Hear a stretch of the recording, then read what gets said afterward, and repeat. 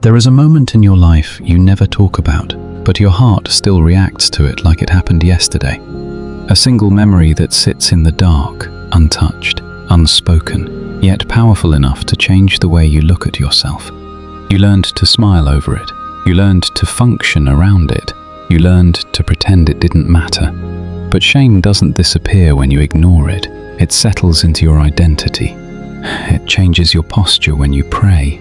It stiffens your voice when you try to worship. It turns every quiet moment into a battlefield. And the terrifying part is this: you've carried it for so long that you forgot what you looked like before it happened. You forgot the sound of your own confidence. You forgot the softness you used to have toward yourself. Shame doesn't just haunt your past. It quietly anchors your present and convinces you that God remembers you only by the worst thing you've done. But that is not the truth, not even close. Shame survives because you've been feeding it silence.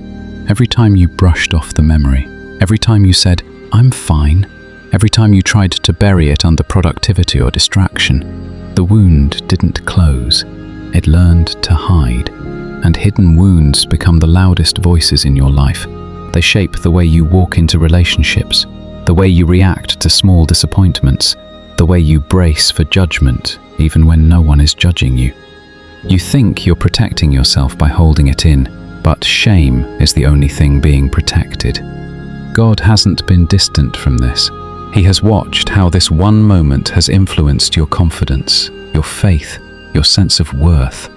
He's seen how you hesitate to pray because you think he sees you through the lens of that failure. But he doesn't. This message isn't here to expose you. It's here to show you that God has been guiding you out of the prison you built just to survive. Shame becomes a quiet architect of your life. It rearranges decisions, narrows your prayers, and teaches your heart to expect the worst before anyone has spoken. Unspoken shame creates avoidance patterns. You withdraw from intimacy. You overwork to outrun memory. You apologize for feelings that aren't sins.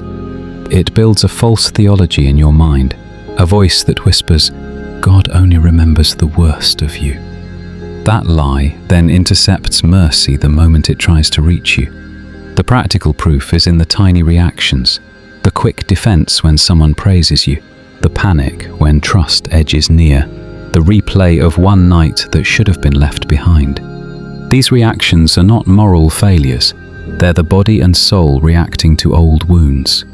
Naming the pattern doesn't justify the past, it releases the present. When you bring a secret into light, you remove the shadow it used to cast on every choice. Scripture doesn't ignore the weight of our shame.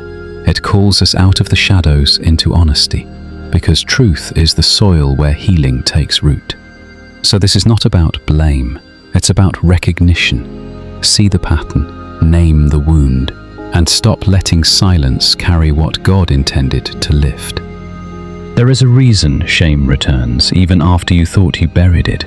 It knows the exact doorway into your heart, the exact silence it can hide behind, the exact moment to whisper when you're already tired. It waits for vulnerability, then reminds you of the version of yourself you're trying to outgrow. That's why one small failure can make your whole world collapse.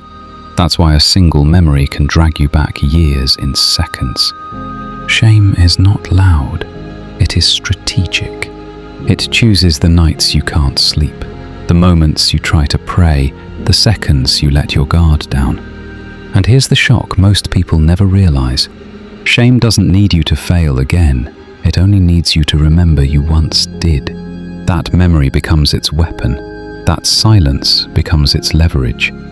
But God sees the cycle long before you notice the pattern. He watches how quickly you shrink inside yourself, how easily you believe you're unworthy, how fast you assume He's disappointed. Yet every part of the spiral you fear is the place He keeps trying to break the chain you wrapped around your own soul. Here is the truth shame never wanted you to hear. God was present in the moment you hide from yourself. He didn't look away when you broke.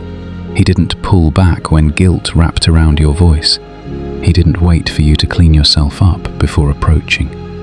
He stepped closer while you were still trembling under the weight of what you couldn't forgive.